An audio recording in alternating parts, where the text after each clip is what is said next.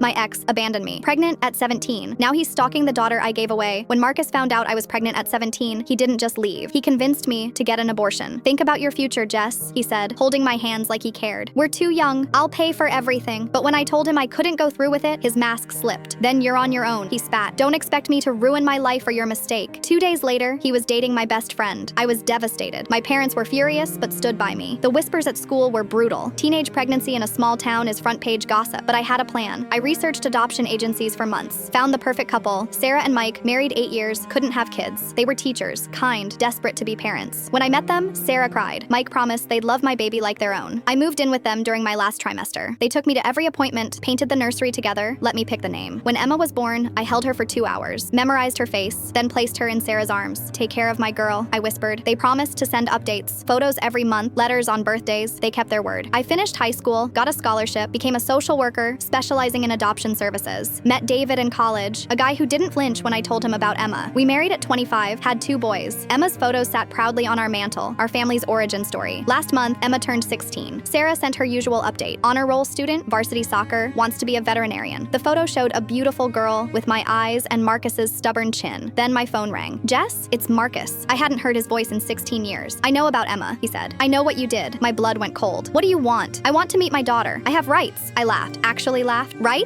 You signed away your rights when you called her a mistake. I was 17, he shouted. I was scared. I've changed. I'm successful now. I could give her things. She already has everything, I said. Parents who wanted her. A family who chose her. You stole my daughter from me. I saved her from you. Marcus had found Emma through social media, seen her last name, done the math. He'd been divorced twice, no kids, and suddenly wanted to play daddy. I'm hiring a lawyer, he threatened. Good luck with that, I said. You have no legal standing. You abandoned us both. But I'm her real father. No, I said quietly. Mike is her real father. He's the one who taught her to ride a bike, who coached her soccer team, who'll walk her down the aisle. You're just the sperm donor who ran away. The line went silent. I made a mistake, he whispered. Yes, I agreed. And Emma was never that mistake. Your choice to abandon her was... I hung up. Later I called Sarah, told her everything. She wasn't surprised. Emma had mentioned a strange man messaging her on Instagram. We blocked him, Sarah said. Emma asked who he was. We told her the truth. Someone who gave up the right to know her a long time ago. What did she say? Sarah laughed. She said, good, I already have the best dad in the world. Marcus kept calling, texting, threatening lawyers. But you know what? 16 years too late doesn't buy you a seat at the table you walked away from. Emma has a father, one who earned the title every single day. And Marcus, he's exactly where he chose to be 16 years ago. Nowhere.